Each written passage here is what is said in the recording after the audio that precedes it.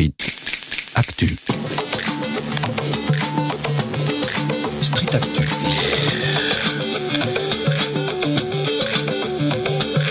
Street Actu. Actu. Bonjour, pouvez-vous vous présenter ? Bonjour à vous, je m'appelle Maude, je suis plus dans les milieux de l'agriculture, du maraîchage. Mathis, lycéen à Édouard Branly. Marine, lycéenne à Édouard Branly aussi. Lucie Jiquel, j'habite à Lyon et je travaille sur l'alimentation durable. Moi je m'appelle Alexandre, je travaille dans l'événementiel. Je m'appelle Lima Manuel, je suis retraité. Lola Serrat et je suis enseignante de littérature anglaise à l'ENS. Avez-vous déjà entendu parler de la mission Mars 2020 et du voyage récent vers l'ISS ? Oui, Oui. Ouais, j'ai entendu parler. Ouais, aussi, ouais. J'ai vu des photos, des selfies de Thomas Pesquet avec son équipe. Oui, monsieur Pasquet qui est parti, oui, qui est allé à la station spatiale. Je suis pas forcément la conquête spatiale, ça m'intéresse un petit peu, l'astrologie, tout ça, mais oui, la mission avec Thomas Pesquet. Est-ce que vous vous intéressez à ces missions ? Pas tout le temps. Les plus grosses, oui. Pas les... Moi pas du tout. Non, aux différentes missions spatiales, moi c'est pas un domaine où j'y connais beaucoup de choses et j'ai du mal à voir la finalité. Donc, c'est vrai que je m'y intéresse pas spécialement.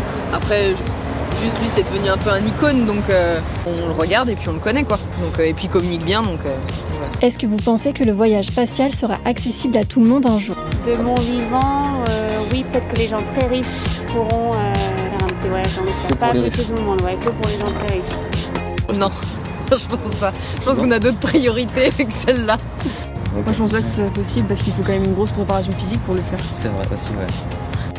Bah j'espère pas, parce que pour moi c'est quand même quelque chose de démesuré en fait, dans quoi on s'engage. C'est vrai que pour moi la conquête spatiale c'est un peu l'image de ce monde où on est dans la grandeur, dans le toujours plus et c'est moi je trouve que ça me fait un peu peur finalement si je pense à tout ça dans 20 ans. Vous-même, est-ce que vous pensez aller dans l'espace ? Pas moi, mais il y en a beaucoup qui vont y aller. Non, je pense pas. C'est trop loin. C'est trop loin ? Ouais, ok. Ah non, pas du tout, ça m'intéresse pas du tout. Je préfère voir les petites étoiles qui scintillent. Je serais dans la campagne par contre, j'aurais pas envie. Mais... Ouais. Est-ce que vous savez ou pouvez imaginer la quantité de ressources nécessaires au bon déroulement des missions spatiales ? Beaucoup, pour moi c'est... Ah oui, c'est énorme. De ressources, ouais, déjà, rien que le décollage, moi j'avais appris que c'était des milliers de litres de gasoil, tu demandes sur kérosène. Ouais. Ne serait-ce que les combis et tout, c'est des trucs... de la technologie hyper calée, pointue quoi. Du coup, ça demande certainement énormément de ressources. Il y a beaucoup de fric là-dedans. Oh là là, beaucoup. J'imagine pas, mais c'est beaucoup. Je pense que ça coûte très cher, ça demande beaucoup de recherche, ça demande beaucoup d'investissement de la part des chercheurs, des scientifiques, des astrologues, etc. Par contre, non, je peux pas quantifier du tout, aucune idée.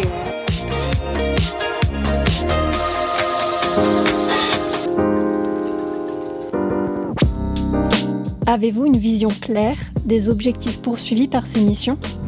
Pas trop, mais je pense qu'ils vont certainement faire quelques recherches, puis ça va certainement avancer quelque chose. Hein.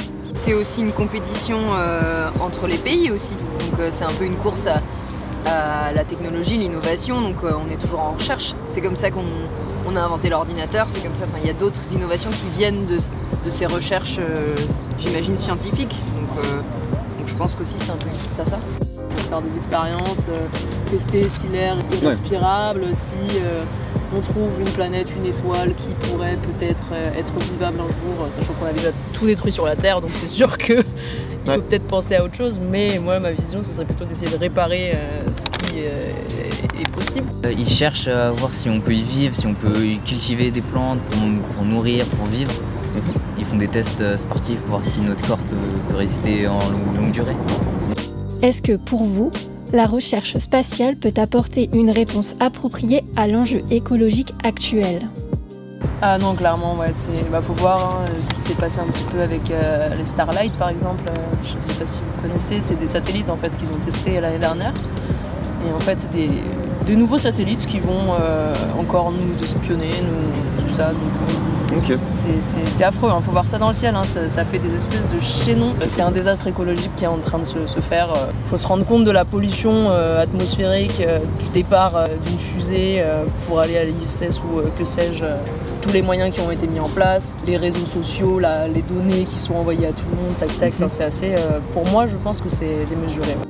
Bah non, clairement, aujourd'hui on fait le constat qu'on est dans un monde hyper croissant. La prochaine projection c'est la technologie, on est toujours dans l'innovation, mais on voit bien que c'est à ses limites. Donc quand ils n'auront plus de kérosène, ils vont inventer quoi pour y aller quoi. Enfin, pour moi, il y a d'autres priorités que celle-là, mais c'est comme l'armée, c'est comme plein de choses. Ils mettent des millions là-dedans. Il paraît que c'est une poubelle, hein, les satellites orbites là, qui traînent.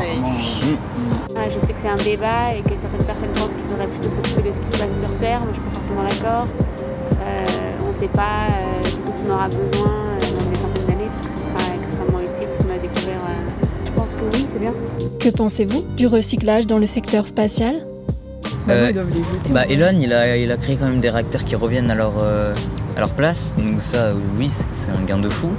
Je pense que des fois, il y a peut-être un petit bout de fusée, ils disent bon, celui-là, il est pas encore totalement pourri, on peut le réutiliser, tu vois. Je pense que c'est pas leur priorité.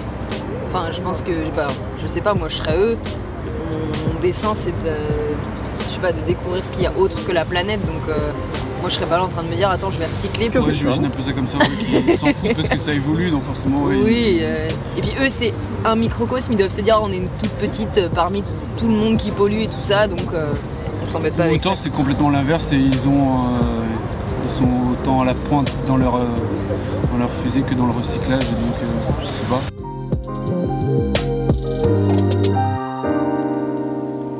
Connaissez-vous la différence entre le financement de la NASA et celui de SpaceX ?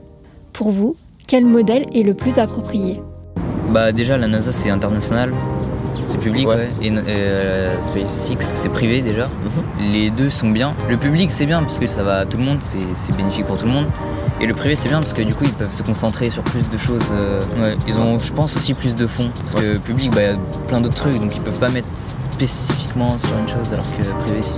Faut les deux, j'ai envie de dire, c'est un peu comme la SNCF ou comme EDF, quoi. Faut un peu des deux pour que ce soit un peu challengé. Je pense que Elon Musk aussi, il a des tellement grands desseins, qu'on maîtrise même pas son ego et tout ce qu'il a envie de faire, quoi. Donc c'est pour ça qu'après il y a une éthique, je pense, et lui il a pas de barrière éthique alors que là je pense qu'elle en a. Selon vous, quelles sont les problématiques qui occupent aujourd'hui les scientifiques du secteur spatial ? Alors les problèmes qu'ils ont, je sais pas, les accords internationaux, l'argent. Ça fait des années qu'ils sont dans l'espace, les mecs, ils savent gérer les problèmes de stockage, de vivre, de gravité, etc. Le temps surtout, parce que pour Mars ou autre, c'est long. Ouais. Mais sinon, je vois que ça. Déjà les matériaux utilisés pour la construction de ces navettes, on va dire. Je pense que ça utilise quand même pas mal de ressources chères qu'on va piller accessoirement dans des pays pauvres. Peut-être la pollution, hein, parce que mine de rien, ça pollue. De mémoire, il n'y a pas le décollage. C'est hyper compliqué le décollage. Mais je sais plus pour quelle raison, je pourrais pas te dire, mais je sais que c'est toujours un enjeu phénoménal le décollage. Pouvez-vous imaginer un développement massif du tourisme spatial dans le futur ? Je vous dis franchement, je pense pas. Il y aura des petits voyages, mais pas un tourisme. Non, ça sera impossible. Ça coûtera très très cher. Puis vu la situation actuelle dans le monde entier, ça m'étonne qu'il y a beaucoup d'argent pour partir là-bas. Tourisme, ouais, ça, on en parle déjà du tourisme, mais c'est hyper cher, quoi. Mais j'imagine qu'avec l'évolution, dans une centaine d'années, 150 ans, ce sera peut-être plus abordable, quoi. Ouais. Regarde l'avion, par exemple. C'était peut-être pas abordable quand c'est sorti. Enfin, ça a été évolutif, quoi. Moi, j'imagine ça comme ça. Imagine que c'est concevable, ça serait énorme, quoi. Mais écologiquement parlant, que ça soit aussi raisonnable, quoi. Tu vois, si tu as des vaisseaux avec du solaire par exemple, et que du coup les matières sont, comme tu disais, recyclées, et si le spatial est éthique, c'est chambé, non ? Tu vois, sur une autre planète. Est-ce que vous souhaiteriez vous-même faire un séjour dans l'espace ? Aujourd'hui, non, parce qu'on n'en sait pas assez, mais si c'est un truc qui était démocratisé, on savait que c'était safe et qu'on était sûr de revenir, voilà, pourquoi pas. Et bon, j'aurais besoin de beaucoup de garanties. Il y a certains trucs qui m'angoissent, mais sinon, ça te fait rêver aussi. Et c'est quoi qui t'angoisse ? La forme de vie sur Mars. T'as peur qu'on trouve des extraterrestres sur Mars ? Sur Mars, je sais pas, mais moi je me dis qu'il y en a quelque part. C'est tellement grand que, tu vois, on peut pas être les seuls. Juste aller dans l'espace. Tu sais, c'est un truc à vivre une fois. Ouais. Si on me le dit, je le fais, quoi. Pas forcément, non. Il faut se concentrer sur l'humain, quoi. Ça engendrerait des pollutions énormes. Parce que bien sûr, je pense que si on part dans l'espace, ce sera chacun sa petite navette, tac-tac, des petites fusées qui partent de partout, là, c'est parti. Ouais, carrément. Ah non, moi je préfère rester sur Terre. Je leur ferai coucou de loin. Pouvez-vous imaginer la possibilité d'aller habiter dans l'espace ou sur une autre planète ? Est-ce que vous déménageriez sur une autre planète ? Certainement, mais vous voyez bien tout ce qu'il faut pour vivre en haut. Hein. Donc s'il faut être habillé tout le temps comme ça, planer, on dirait qu'on est dans une piscine et puis autre chose, je pense que c'est pas sympa d'habiter tout le temps. Faire un petit voyage, oui. Mais... Ça me paraît irréalisable. Ils ont fait des globes, des espèces de grosses capsules qui refont l'oxygène, tout ça de la Terre, l'atmosphère de la Terre, merci. Et on pourrait y vivre tranquillement.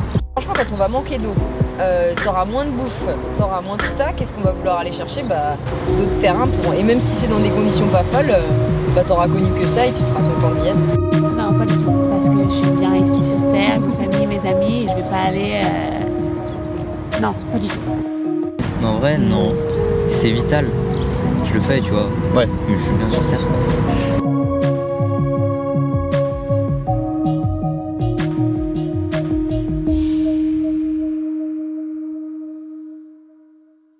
Street Actu.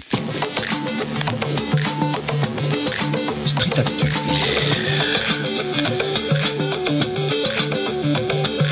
Street Actu. Actu.